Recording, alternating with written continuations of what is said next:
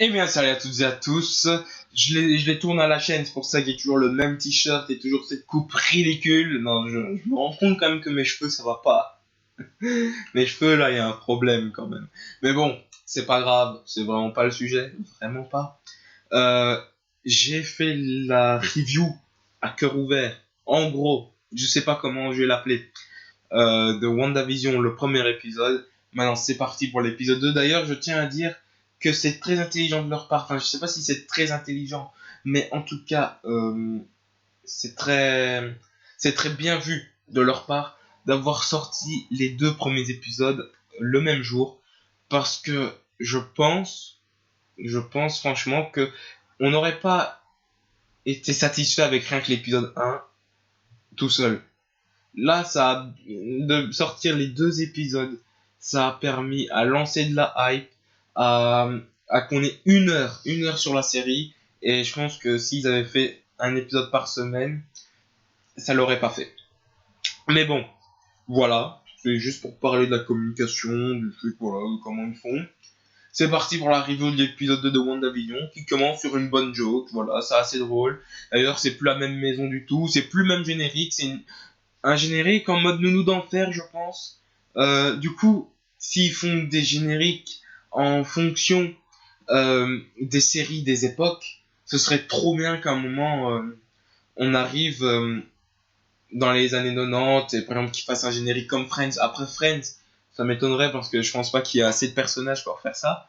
Et puis que ce soit pas vraiment le même thème de série, mais je sais pas trop s'il y a une série d'amour comme ça sur un couple ou quoi dans les années 90. Après, tu vas me dire une lune d'enfer, ce n'est pas du tout comme ça. Euh, moi, ce qui me plaît, personnellement, Buffy, ça me plairait, mais bon, voilà. Mais aussi, ce qui serait vraiment trop drôle, c'est par exemple quand on arrive dans les séries très modernes, c'est que on passe sur du Modern Family, on voit Wanda et Vision comme ça avec une pancarte. Après, on voit Agatha comme ça avec une pancarte, Agatha Agnes. Euh, donc voilà, ce serait vraiment drôle. Alors, l'épisode, c'est le meilleur pour moi. Voilà, c'est mon préféré. Euh, c'est le plus drôle. En plus, c'est celui qui est le plus mystérieux, franchement, des trois. Parce que le un est mystérieux, mais pas assez. Par exemple, le 1 pose beaucoup de questions et en répond à quasiment zéro, ce qui est normal parce que c'est un épisode 1, normal, et aucun pilote n'est parfait. Aucun épisode 1 n'est parfait. Et l'épisode 2 répond à des questions, mais en même temps en pose beaucoup plus. Et ça, c'est encore plus génial. Euh, alors que l'épisode 3, par exemple, eh ben, j'ai pas l'impression qu'il pose des questions. Il fait que répondre à des questions. Mais bon, on est sur l'épisode 2. Vous me connaissez bien, j'aime bien faire des digressions. J'allais dire des régressions. Voilà, le générique en mode nous d'enfer. Voilà, là c'est de la comédie, hein, franchement. C'est à ce moment-là que je me suis dit, Elizabeth Olsen, franchement, dans une sitcom, en fait, elle passe de ouf. Alors, aussi, j'ai déjà dit à plusieurs reprises, je suis un grand fan de Buffy, donc, qu'est-ce que j'ai été heureux en découvrant Emma Caulfield, Emma Caulfield qui joue Anya Jenkins dans Buffy, qui joue du coup ici Tootie. On aura un autre truc important sur Tootie. Là aussi, ça m'a fait mourir de rire. c'est c'est Vision qui nous sort l'autre est communiste. Je sais pas pourquoi, c'est une blague nulle, mais ça m'a fait rire de ouf. L'autre est communiste, ça m'a fait exploser. Alors, ouais, là, il y a une scène très importante. Il y a, j'ai plus vraiment revu, donc j'ai plus vraiment comment ça amène à ça. Mais il me semble que Wanda et Tutti ont une conversation assez effritée. Et là, il y a la radio qui s'allume et la radio qui pose des questions, enfin qui pose une question. Écoutez bien, revenez à cet endroit précis. Et la radio, on entend Wanda, Wanda, Wanda, à plusieurs reprises Wanda quoi. Et après, Qui est-ce qui vous fait ça, Wanda? Qui est-ce qui vous fait ça, Wanda? Et ça, c'est la phrase qui prouve que Wanda est contrôlée par normalement Mephisto. Il y a des théories pour Nightmare, ça m'étonnerait beaucoup. Mais comme Nightmare pourrait être dans Doctor Strange 2 et que Wanda y sera, tout est possible en fait. Mais moi je pense simplement que c'est Wanda. Wanda, Scarlet Witch qui contrôle Wanda, simplement. La Wanda méchante, la Wanda Scarlet Witch, la Scarlet Witch qui va certainement mener, après c'est peut-être parce que je connais un petit peu trop les comics, mais qui va certainement mener à No More. Après, ce qu'il y a, c'est que c'est dans la logique, c'est ce qui devrait mener à No More. Le problème, c'est que No More, ben, c'est un petit peu le endgame, entre guillemets, des mutants. Alors que là, les mutants ne sont pas encore arrivés. Mais justement, pourquoi pas faire en sorte que le No More, qui est le endgame, soit en fait le big endgame, le début de game, je sais pas, des mutants. Et je sais pas du tout, mais moi, ça me hyperait beaucoup qu'en fait les mutants fassent leur début dans Avengers 5 par exemple. Avengers 5 qui ne sera pas du tout là avant 2023 voire même 2024 hein. Euh, ouais, je parierais plus sur un 2024 pour un Avengers. Moi je parierais sur un Avengers No More. Voilà, et en fait ce soit l'inverse de House of M. Voilà. Ou alors A, House of A, je sais pas, on n'est pas là-dessus. Mais donc, en gros, qui est-ce qui vous fait ça, Wanda? Et là, il y a comme une pression, on est tous un petit peu en manque d'oxygène, là. Euh, et il y a Tutti qui casse son verre, et là, le sang, il est rouge. Enfin, il est en couleur. Vous allez me dire, bah oui, le sang, il est rouge, tu viens seulement de l'apprendre. Mais oui, c'est bien que le sang, il est rouge. Le sang de tout le monde est rouge. Mais je veux dire, c'est en noir et blanc. Mais le sang est en couleur. D'ailleurs, ils ont dû se faire chier, à mon avis, parce que c'est super chiant et super difficile de mettre une seule chose dans une vidéo en plus en couleur. Mais bon, ils sont payés pour ça, ce sont des pros quand même. Mais pour avoir déjà essayé et pour avoir complètement raté, c'est très difficile.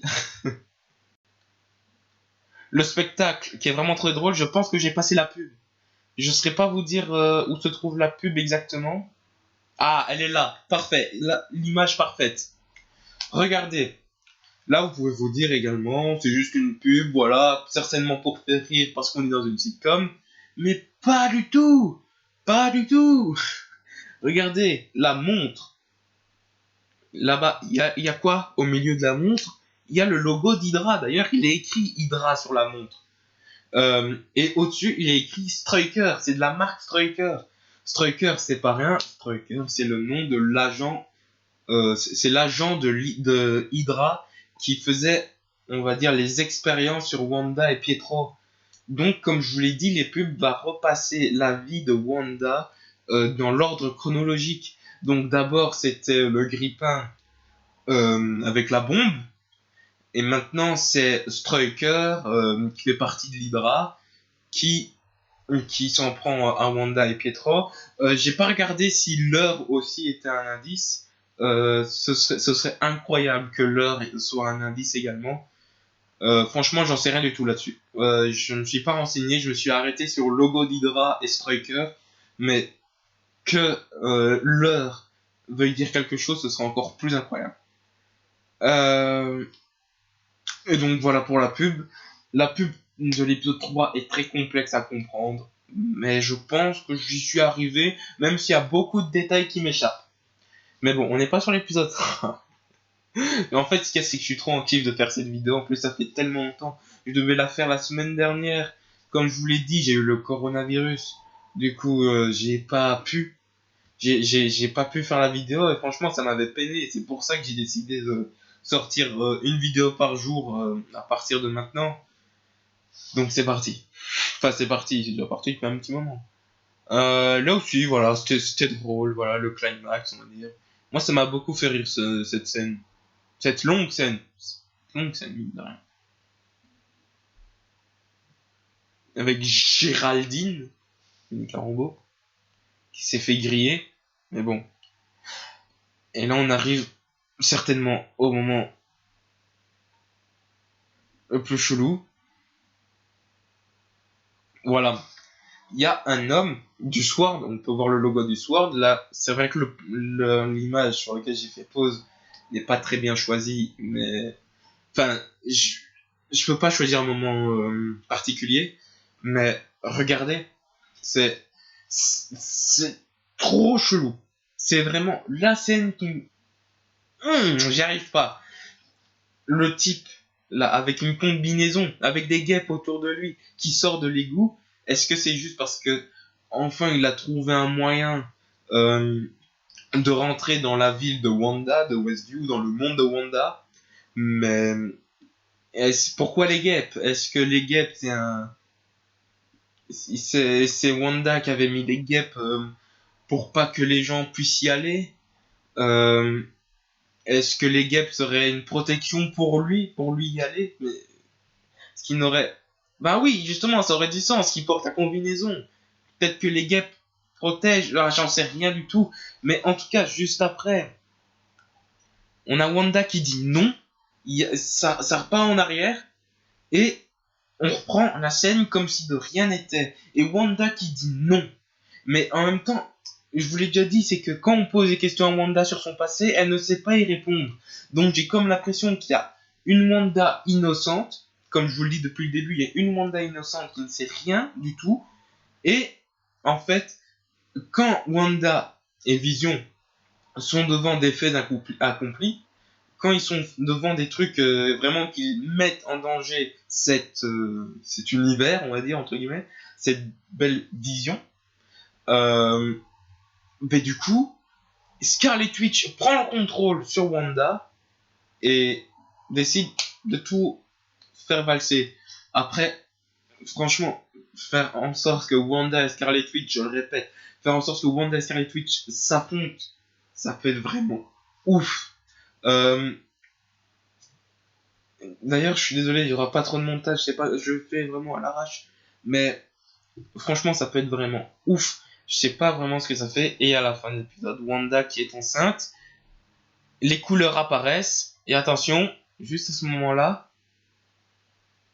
quand il est marqué The End, revenez également à ce moment-là, on peut entendre à nouveau la phrase de la radio, c'est qui veut dire que ce n'est pas anodin. À mon avis, ils avaient peur qu'on n'entende pas la première fois. Enfin, je sais pas, je suis pas sûr. Je suis peut-être juste un débile. Mais ils la remettent à la fin. Qu'est-ce qui vous fait ça, Wanda? C'est, je sais pas. Moi, pour moi, tout me paraît logique. Donc, oui, Nightmare, ça me semble peu probable. Euh,